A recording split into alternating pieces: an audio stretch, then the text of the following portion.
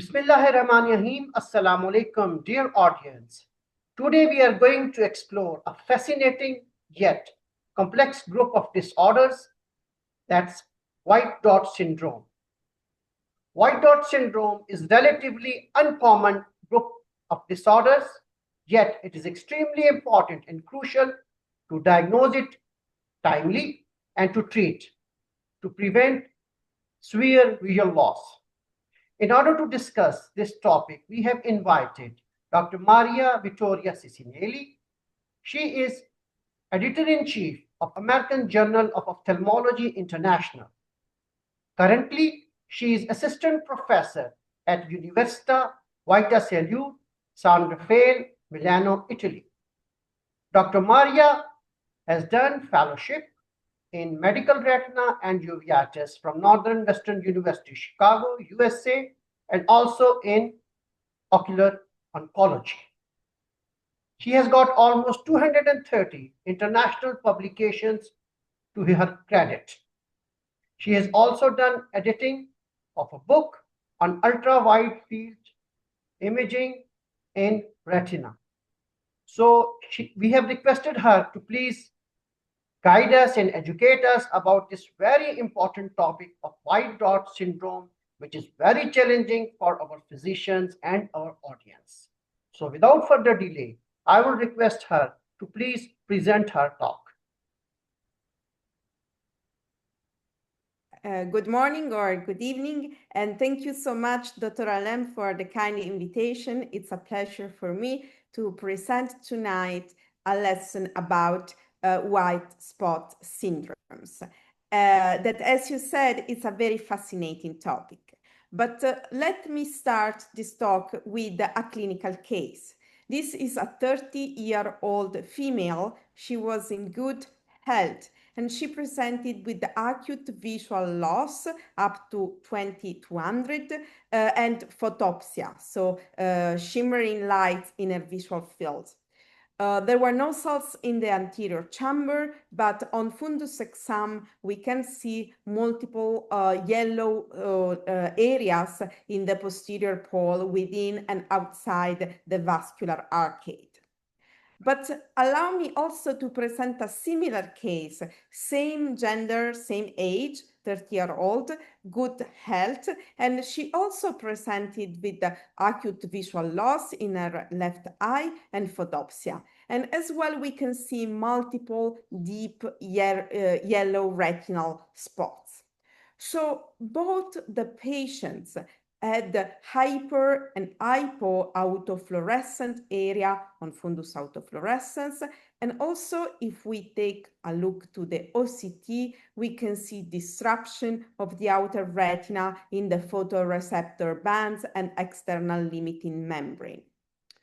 Both the patient also presented with hyperfluorescence and late leakage on fluorescent angiography, and there were hypofluorescence spots confluent in the ICGA, so in the green and indocyanine angiography. So, of course, we are talking about white spot syndrome, which is a very heterogeneous group of disease. So how to get oriented and how to understand which prognosis have the different categories in this disease and how to treat and follow this patient. So one of my strong recommendation, which is the main purpose of this lesson, is not to put them in one single box, but to differentiate them very well with the multimodal imaging. Indeed, as you can see in this table, we have MEWS, which is a disease that primarily involves the photoreceptor or secondary the retinal pigment epithelium, but mainly the photoreceptor. Then we have the great and the large group of placoid diseases, which include other entities, but they are mainly a disease of the choriocapillaris. So it's an occlusive vasculitis of the choriocapillaris and the inner choroid. And then we have the choroiditis in the proper way. So it's the inflammation that primarily locates at the level of the choroid. So why it is important to differentiate the different anatomic level of this inflammation? Because photoreceptoritis, MUSE, usually have a very good prognosis. It has a spontaneous resolution and does not need any immunosuppressive or corticosteroid treatment. On the other hand, choriocapillaritis most of the time may have a recurrent path of the disease that can lead to outer retinal atrophy. So we need to immunosuppress the patient. And this is also true for choroiditis. So choroiditis as peak or multifocal choroiditis need systemic immunosuppression. Otherwise, patients go and experience outer retinal atrophy in the macular area, but also complication as choroidal neovascularization require additional anti-VEGF injection. So this is also the main messages that we are trying to convey with the main, one of the main Uveitis Society International. This was a task force called MUV, so Multimodal Imaging in Uveitis. And the main purpose of this task force was to take the main white spot syndrome and say that should not be combined into a single group, but each of them have their characteristics and pathognomonic appearance of the multimodal imaging. And also they tried to state which is the minimal set of multimodal imaging that we need in order to make the proper diagnosis. So let's make an example. If I provide this pseudocolor and autofluorescence without further imaging, without fluorescent angiography on OCTA, you know that is a case of serpiginous choroiditis.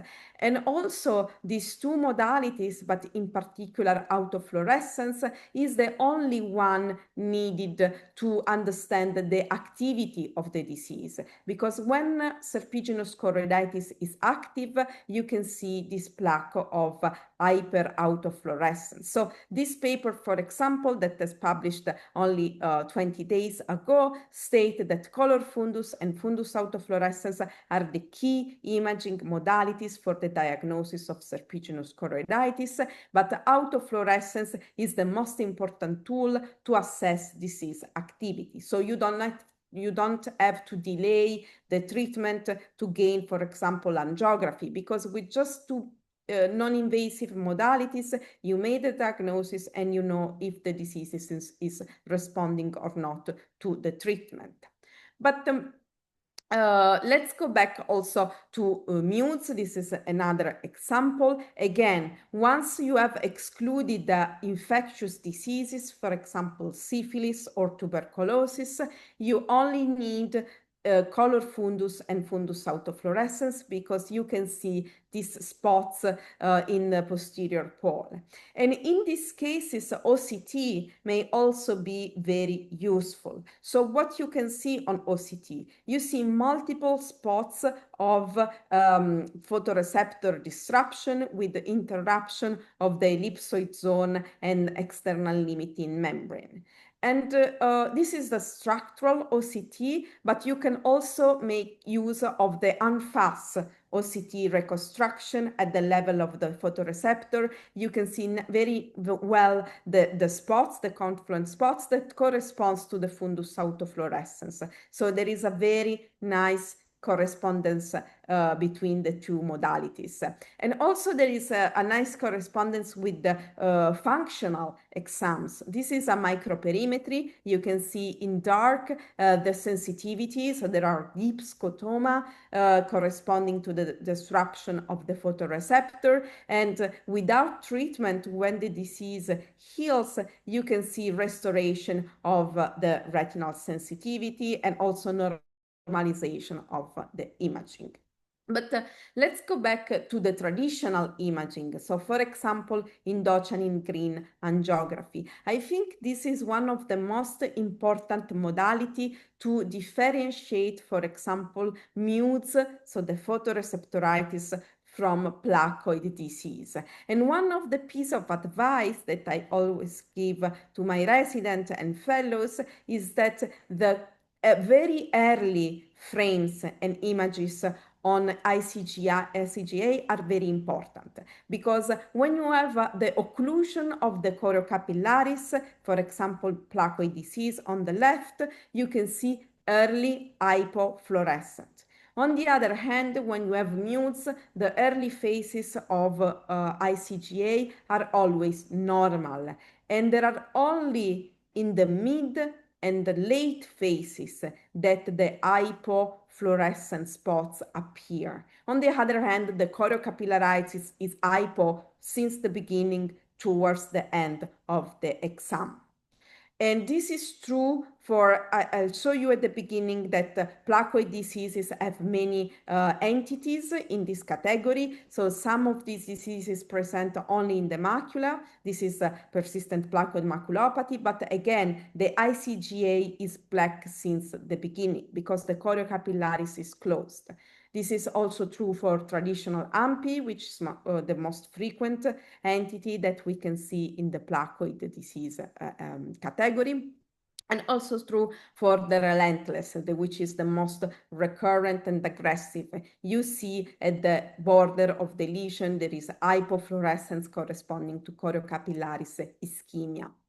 But you can also use newer imaging modalities, for example, OCTA. OCT angiography in a case of AMPI shows normal retinal perfusion, but when you go to the choriocapillaris, you can see multiple dark spots that correspond to what we call flow voids. So the areas without which are devoid of choriocapillaris flow. On the other hand, if you do OCT angiography in a case of MUDES, as the one that I showed at the beginning, you will see the normal choriocapillaris. This means that there is no ischemia and no involvement of the choriocapillaris and the vasculature, but only photoreceptor inflammation. And now in this second part, we have seen photoreceptor, we have seen placoid disease with the choriocapillaris. I'll show you some images about the choroiditis. And I think this is one of the most important group of white spot syndrome that you should remember because of the close association with myopia. And now we are experiencing a surge in myopia and pathologic myopia, so we will encounter this disease more and more. So we have to recognize it. So this is the classic clinical picture. This is a highly myopic patient with multiple spots of pachyatrophy, which is the result of multiple events of choroidal inflammation. And sometimes this patient may also complicate with macular or choroidal neovascularization. You can see there is interruption here of the retinal pigment epithelium with the subretinal fluid. But what I also recommend in these cases of a pathologic myopia, not to get one only scan across the macula, but you have to acquire a very dense scan from the up to the bottom of the posterior pole, because usually you can see these other lesions. These are suggestive of choroidal inflammation. This is a very pathognomonic peculiar of PIC or multifocal choroiditis, and you can see this dome shape hyperreflective material. There is also a break in the Brooks membrane and the RPE, and then there is a focal choroidal thickening, which corresponds to the inflammation. This is another example in the same scan. So acquire multiple scan because you can see the neovascularization or the atrophy at the center, but in the other part of the posterior pole, there are these foci of inflammation. So this is not, of course, a case of just myopic CNV, but is puntate inner choroidopathy or PIC. And now there is an increasing number of papers. This is a nice paper that was published a few years ago in Retina that says that up to 10% of patients that we categorize and we treat as pathologic or myopic CNV are actually indeed inflammation and PIC. So they need immunosuppression. And so what do we have now? We saw before the traditional imaging with ICGA and OCT angiography. Now we have this fancy, nice wide field OCT. You can see very well the curvature of the posterior pole with the staphyloma. This is a case of a dome-shaped macula with associated PIC. And you can also have the unfast reconstruction of the posterior pole. So with just one scan, you have the entire posterior pole, so you can see all the foci of patchy atrophy that correspond to active inflammation, and that you can also see here in violet. There are this dome shape, hyperreflective material in the outer retina at multiple spots, so it suggested that is active inflammation. So this patient needs to be treated with corticosteroid at the beginning, but on the long term they need immunosuppression, otherwise they will have very severe fibrosis and atrophy in the posterior pole. These are two videos.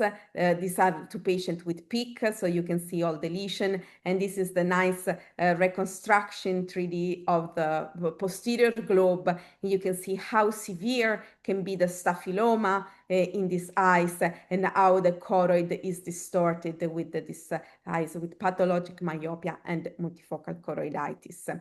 And so taking a look to the posterior globe, what are we understanding so far? That the configuration of the lesion in PIC and multifocal choroiditis might not be casual. It's not random, but if you take a look, it has a linear shape and linear configuration that maybe it's along the area of minores resistencia, so where the resistance of the sclera and the choroid is less, so it's there that the inflammation will occur. And indeed, also on late phase ICGA, you can see that they have a linear shape that corresponds to the lacquer cracks of myopia.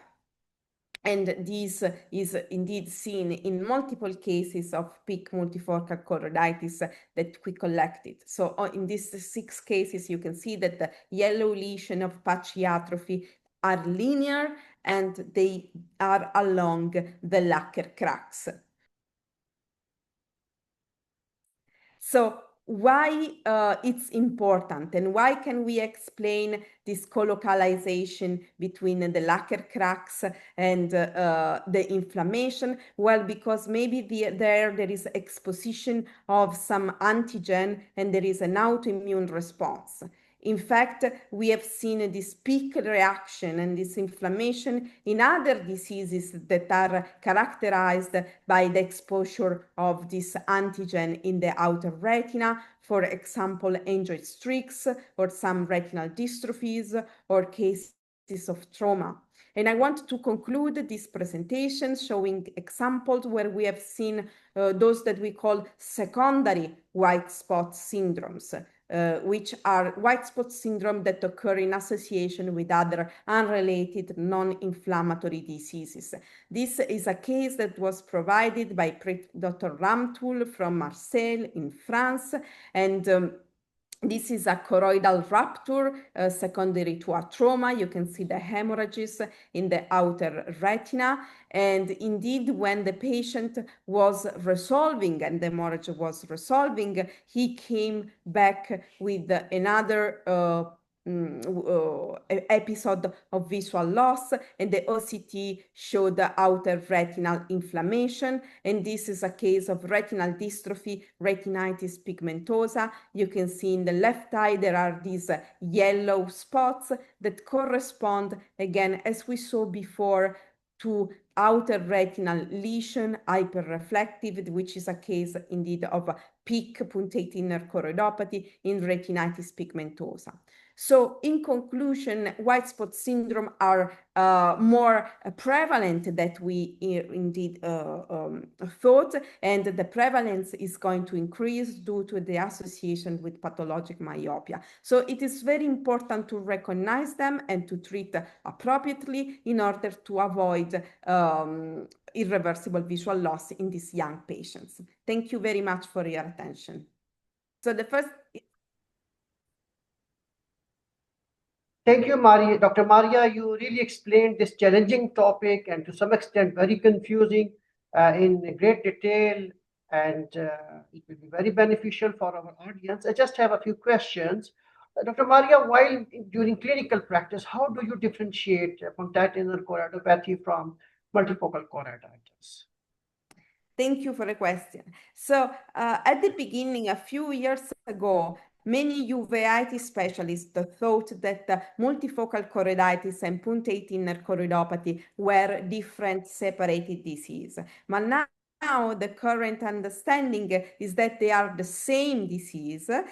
Maybe the only difference is that multifocal choroiditis involves more the periphery, but peak punctate inner choroidopathy involves more the posterior pole, but the lesions are the same, and they both should be treated with systemic immunosuppression. So this differentiation is just topographic, periphery versus posterior pole, but in terms of inflammation and prognosis and treatment, it's not useful to differentiate any longer. Well, and what about the differentiation between white dot syndrome from posterior uveitis? How can we differentiate it? So actually, white spot syndrome is a type of non-infectious posterior uveitis. And the very important thing to remember is that it's a diagnosis of exclusion. So you make the diagnosis of white spot syndrome once you exclude, first of all, infectious diseases. So for example, syphilis is the great mimicker and can present both as mutes or as multifocal choroiditis. So first test you have to do is syphilis. Second test is TB, so you have to exclude tuberculosis or other rare disease, for example, vitreoretinal lymphoma. There is a nice paper by the group of Dr. Sarraf, UCLA, that is called Mutes Masquerader. It's a list and explanation of all diseases that can clinically present as mutes, but they are just mimicker. So first things to remember, exclude other, and then you may think to white spots. How do you, Dr. Maria, monitor the subclinical CNV? Do you go for the prophylactic anti-VEGFs? So these cases can be complicated by CNVM, unfortunately. This is an additional cause and burden of visual loss and additional treatment this patient may need. One of the things that I may say is that these CNVM are type 2 most often, so they grow above the RPE, and usually they are very active. It's not like age-related macular degeneration that we can see this non-exudative CNVM. So when we see CNVM, because of the risk of atrophy or fibrosis, we always treat, because most of the time they are active and patients are symptomatic. Well, thank you, Dr. Maria. It was worth attending your lecture, and you explained everything in detail. I hope it will be very beneficial for our audience and they will learn a lot. I want to thank you. We invite you quite oftenly, and you always accept our invitation to educate our audience. For this, I am thankful to you on the behalf of my audience, my channel, my WhatsApp group, and all those people who are attending and learning from you. Thank you, Dr. Maria.